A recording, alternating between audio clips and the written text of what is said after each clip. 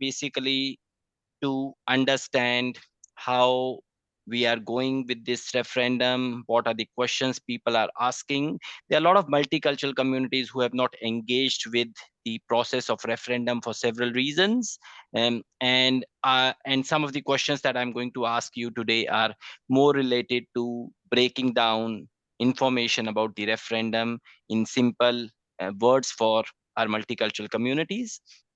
Again, Pamela is going to do most of the talking and Andrew will complement the answers, because we did hear Andrew yesterday and hopefully we'll hear Andrew tomorrow as well. And again, it's a 30-minute session, and I am requesting all those who are attending the session today to put their messages in the chat window. And again, at the end of the session, we will try to answer those questions.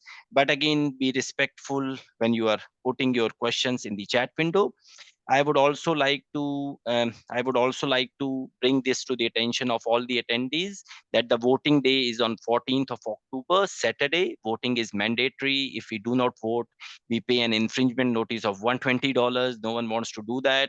So it's worthwhile to spend these 30 minutes to understand what the process is, what we are required to do, how we should do it. Early voting has already begun. There's a link on the screen that you can see, which tells you how to do your early voting. Most of the early voting centers are operating from 8:30 to 5:30 p.m.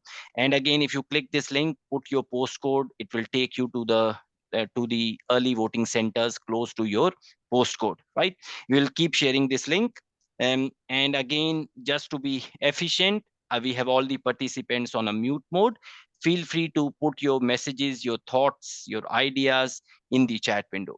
So with that, I will start the session today, and I will first, ask you, Pam, uh, can you please tell us in very simple words, because you work a lot with communities, in very simple words, what is this referendum? What is the process?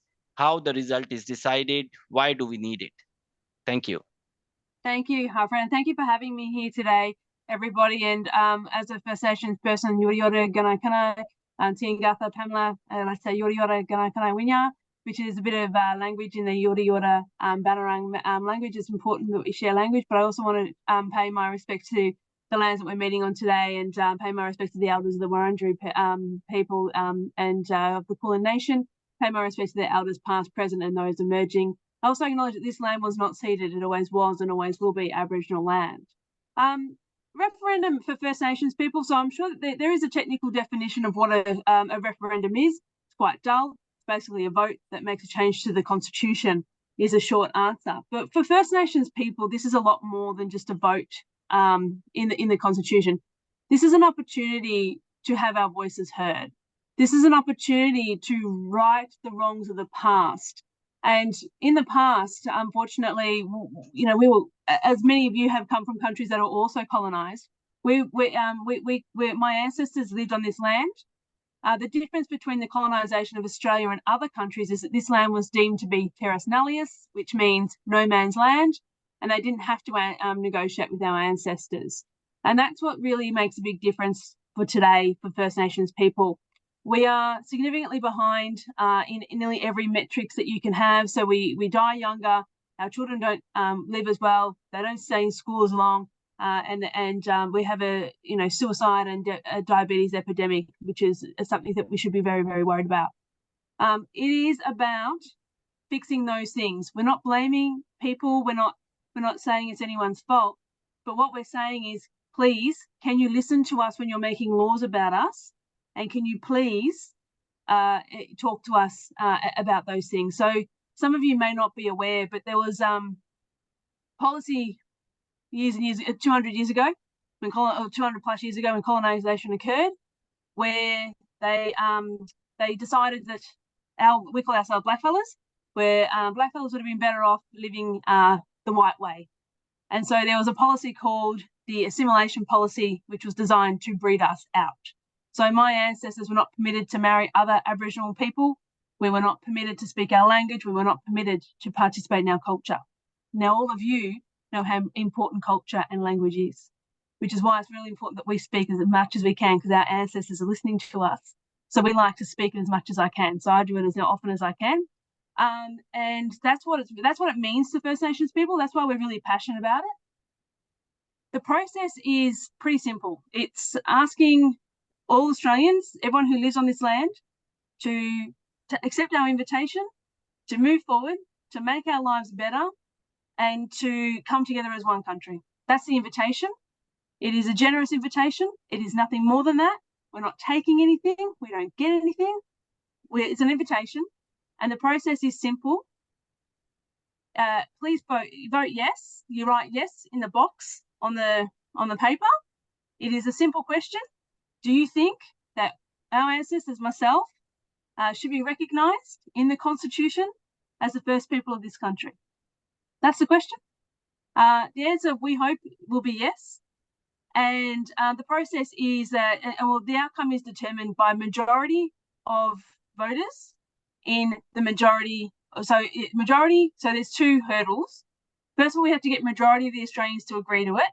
Then we have to get majority of the states. So it's a very hard hurdle, very, very hard. And not a lot of referendums succeed in this country. Very, very good insight into the process, Pam. Andrew, do you want to compliment with anything? Yeah, I mean, terrific answer from Pam. I'd also like to acknowledge traditional owners and the lands everyone's coming from. Where I'm meeting from today is on the lands of the Wurundjeri people, and pay respects to elders past, present, emerging, and to acknowledge the continuing and unceded sovereignties of all Aboriginal and Torres Strait Islander nations across this country.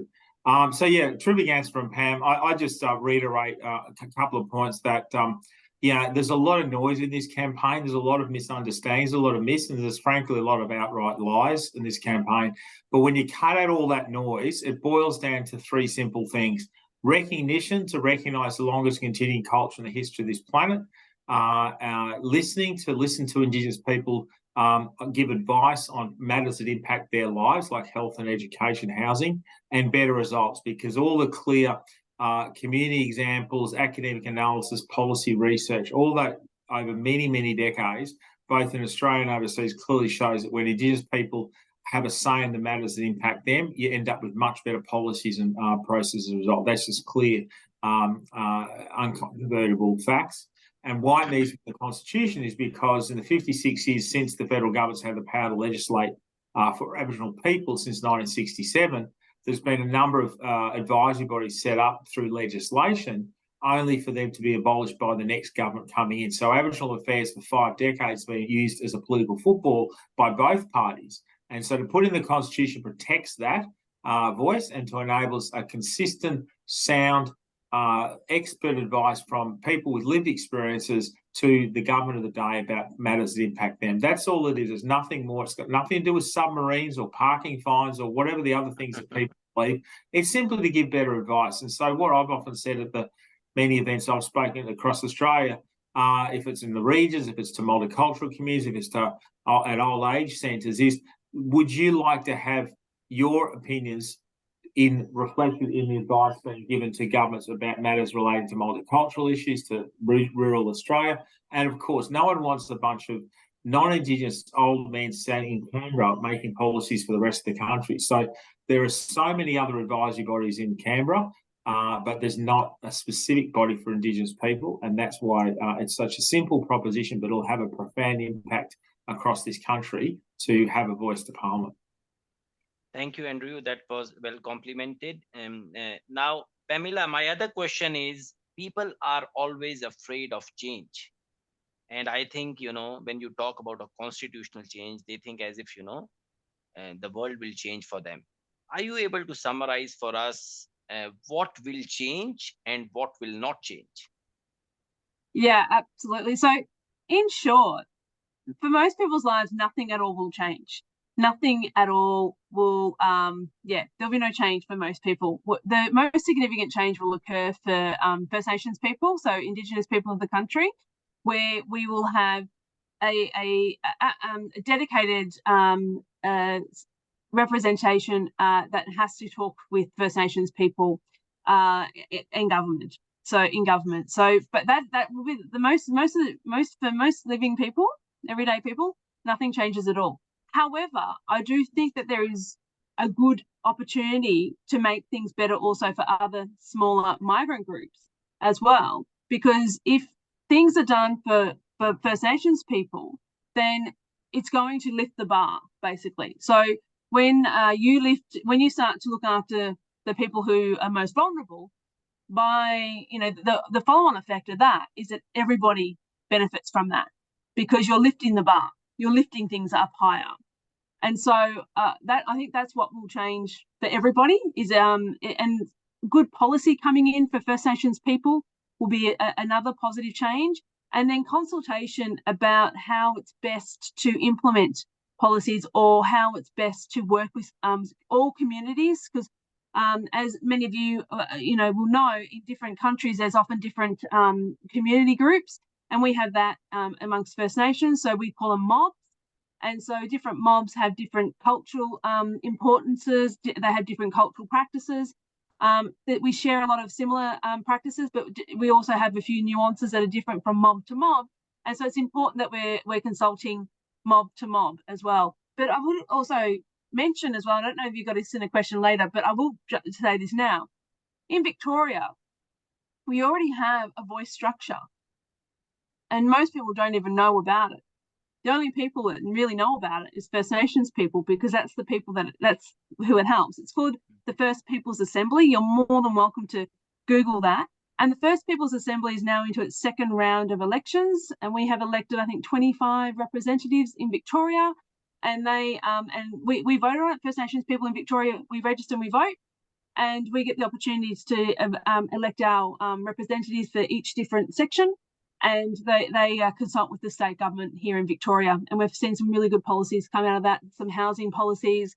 We've seen some really good stuff in the justice space as well, and also the health space. So there's some really good policies that have been worked on through that consultation, and that's similar to what you will expect from the Voice to Parliament on a federal setting.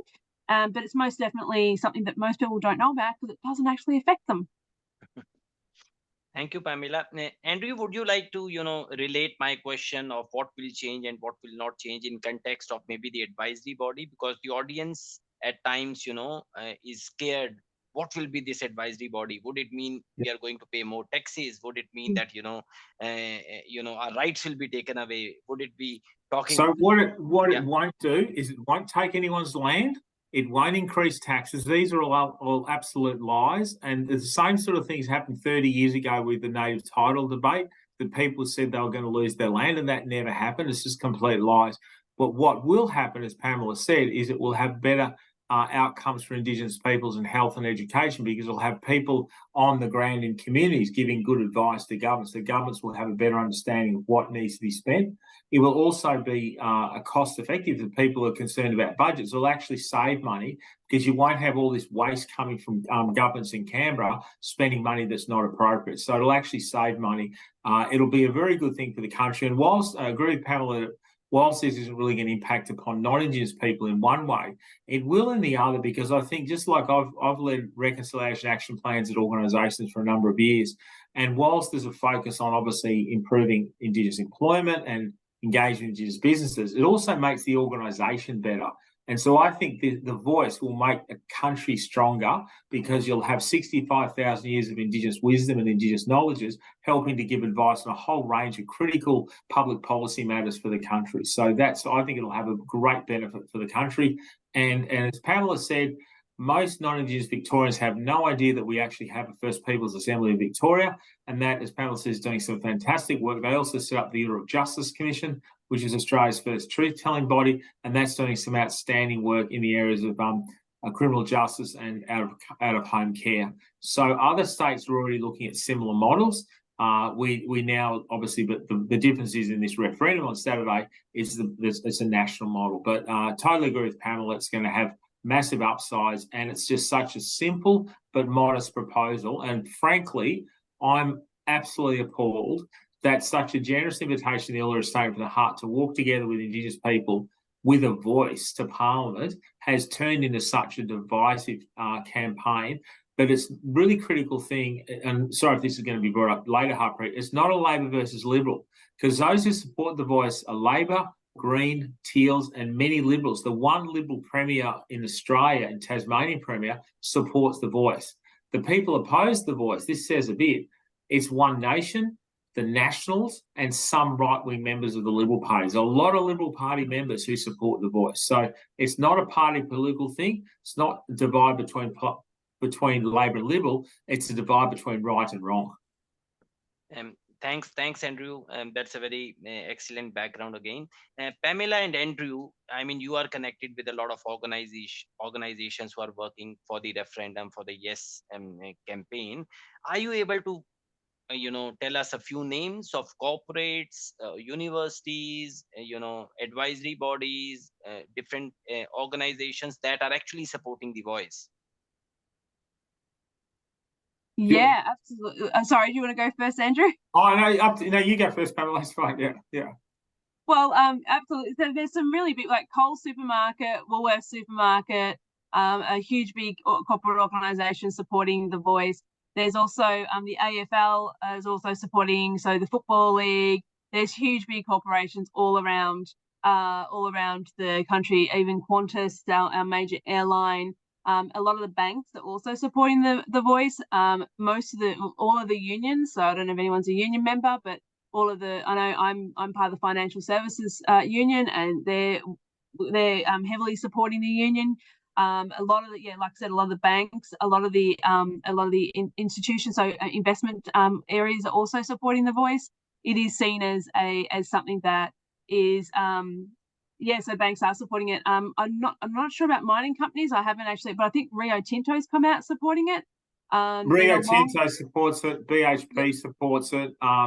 And I'm in the national leadership area of reconciliation action plans, and there's massive support amongst RAP organisations, because they know the benefit of, because most RAPs will have Indigenous voices in their own organisation. They've seen the benefit to their organisation and want to see that for the country. So there's massive support across the country and alternatively, there's no organisation in the country that's actually come out opposing the voice. There are some that are sitting on the fence, but no one's opposing, with the exception of the Liberal Party, the National Party, and One Nation.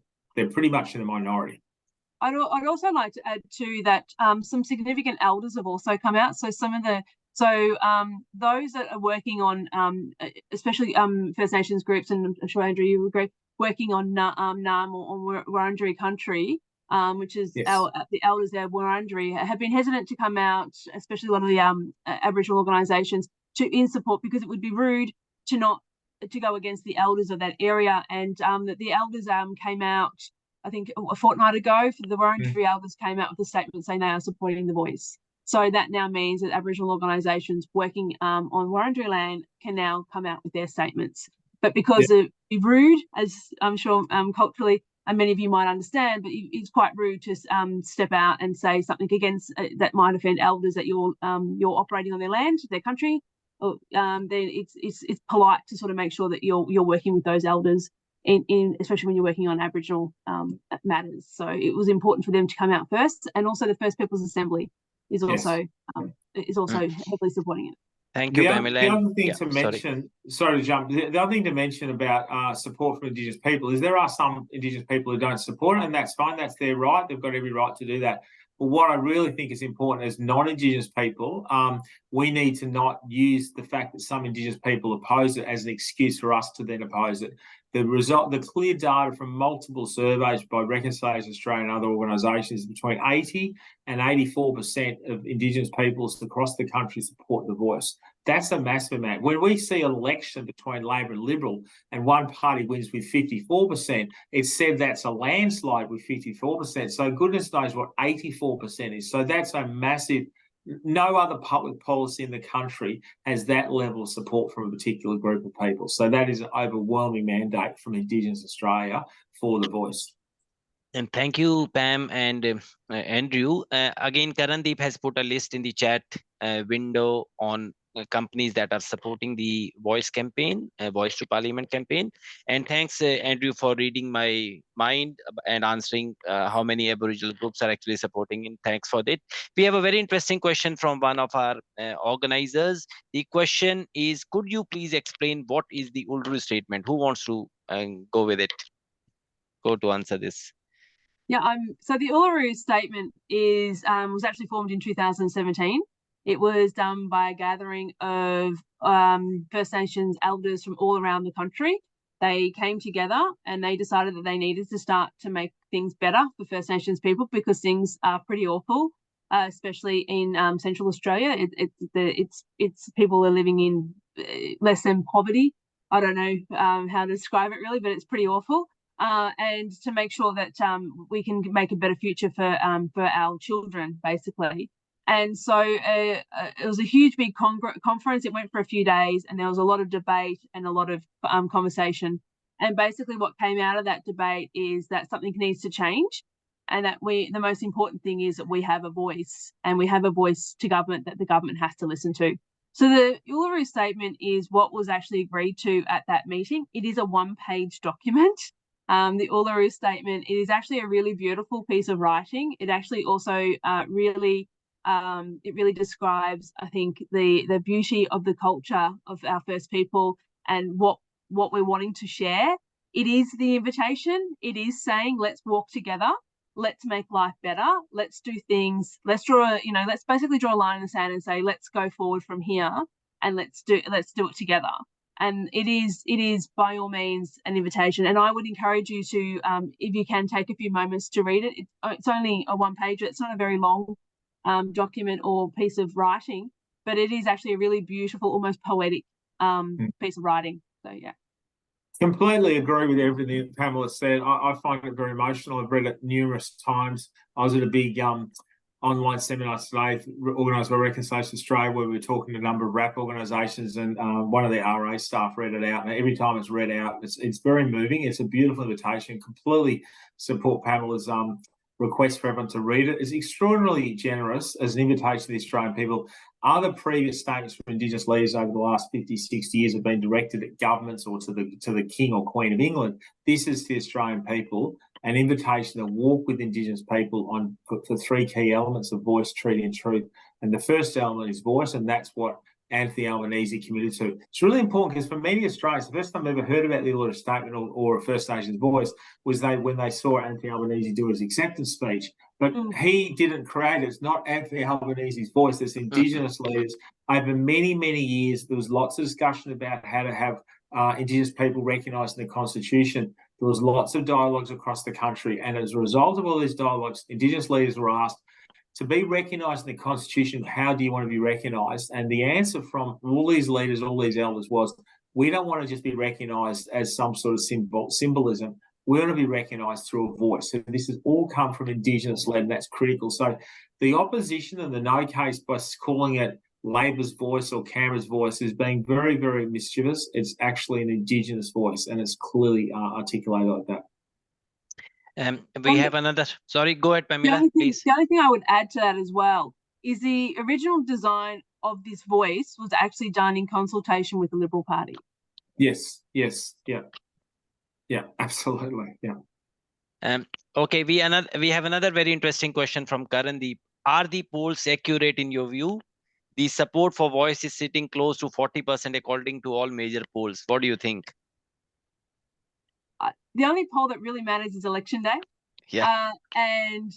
Look, I think, I would love to see who they're polling, because I haven't received a call, and I'm not sure if anyone in this presentation's received a call, but I honestly don't know who they're calling or how many they're calling. So, I mean, without the data to show us where this information is coming from, I think take it with a grain of salt. I don't think it's true. I think have a look when you're going to vote, and have a look at the people who are trying to hand you that handout, and I think you'll see quite clearly a lot of the time who the more people who are offering you an invitation, and those that are trying to force something down your throat. That was a little bit political. Apologies there, but I don't really pay attention to the polls. Polls have been wrong in all of the last in the state election here in Victoria. They were wrong in the federal election. They were wrong in the last couple of federal elections. So the polls are usually just the newspapers trying to run some story, and they're really nothing more than that. Absolutely. So just ask President Hillary Clinton or Prime Minister Bill Shorten how the polls are, because they were both predicted to win and they both lost. So I totally agree with Pamela. And all the events I'm speaking at, I'm absolutely inspired by people coming in who are soft-nosed or undecided, but when they just hear the basic facts, they're all really committed to voting yes. And so I'm really hopeful for this weekend. And I think for us to win it, we just need to get everyone who starts to understand to talk to their family, friends and community. That's how we win it. That's the lesson from 1967, that we need to go and talk to our networks. All the research shows people are going to believe their friends, their family, their communities over politicians or the media. They'll believe the people that are close to them. So if you can talk to your family and friends and community and just talk to them personally about why you support the Voice, then we'll get them on side and we'll win the election in a few days' time. Great. Pamela and Andrew, I would like you to make a pitch in about a minute to the multicultural communities. These communities are probably voting for the first time in the referendum. Some of these are new Australians and first generation migrants who do not understand, the true history of Australia, right? Some people might still think that, the Constitution of Australia was formulated in 1901, and that is when Australia started. They do not understand that, there's a history of 65,000 years behind those, 1901. So if you were to make a pitch to the multicultural community, what would be your pitch? I will start with Pamela. Well, firstly, my pitch would be that we really need the multicultural community. They are incredibly important. And I think that the multicultural community really does understand better than most what it is like to be treated differently. And First Nations people are wanting things to be better for them, which will therefore make things better for everybody. It is definitely a case of, a rising tide lifts all boats. Like I said, lift that benchmark, and it actually benefits everybody. It's also really important to make sure that our migrant communities understand that First Nations people are asking for their help, and they are asking for you to vote yes. And also the reason why we're getting a voice into the Constitution and other community groups are not getting a voice into the Constitution is because we're the only race in this country that has laws made about them. So we have laws made about how we are treated. We have laws made about what we can and cannot do. And so we are the only race of people in this country that has laws made about us, which is the reason why we're needing the voice, and other communities don't actually need it because there's no laws made about different cultures other than First Nations people. So please vote yes. First Nations people are asking for you to vote yes. The people in our First Nations community who are possibly saying no, it's often because we have a strong suspicion of government. So Remember that the government took our children from us. They stopped us from practicing our culture, and they stopped us from speaking our language. And so this is why we are suspicious. But however, we need the multicultural community to support us. So please do. Thank you, Pam. Over to you, Andrew.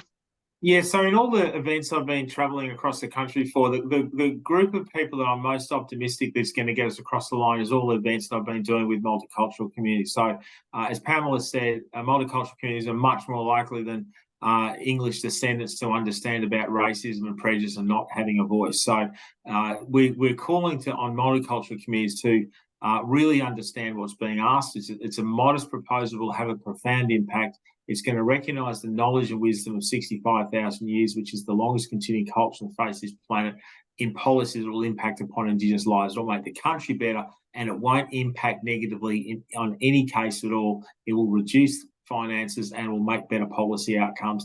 And it also finally recognises the Constitution, the longest continuing culture on this planet. So, Preet, I don't know if you've got, I don't think I've got a link to it, but on my LinkedIn page, I've just posted an article I just had published in the National Indigenous Times, specifically talking about that I have hope for this vote because of the multicultural engagements that I've had. And I really respect the great discussions that we've had over many months, because I think multicultural communities, and remember, over 50% of the Australian population is either born overseas or has a parent who was born overseas. I think that's going to be the big sleeping giant. And I know that No Case understands that, and they are coming out with the most disgusting and inappropriate lies. But we will beat them with love. We will beat them with honesty, and we'll beat them with truth. Thank you, Andrew. Thank you, Pamela. Very informative session, guys. And I thank you both for sharing your insights and sharing your knowledge with us. Again, we are going to share these videos widely on our Facebook page and on our LinkedIn pages as well. And I look forward to interacting with you. Our prayers at the Gurdwara especially are going towards, a yes victory. And again, those who are attending today, I just want you to think that you are a warrior.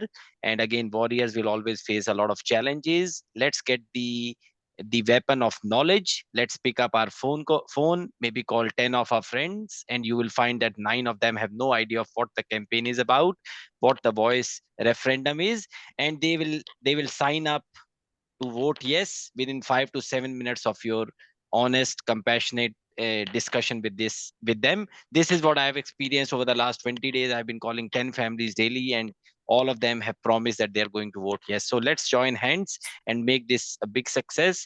I think we can change the history of Australia for a brighter future by voting yes. Thank you everyone for joining today. Once again, thanks to Pamela and Andrew for coming. And again, thanks to my team of Karandeep, Randeep and Pradeep for organizing this. Thank you. Thank Thanks, you all. everyone. Thank you. Thanks so Thank much, you. Harpreet. Well done. Thanks, Steve. Bye. Bye. Thank you.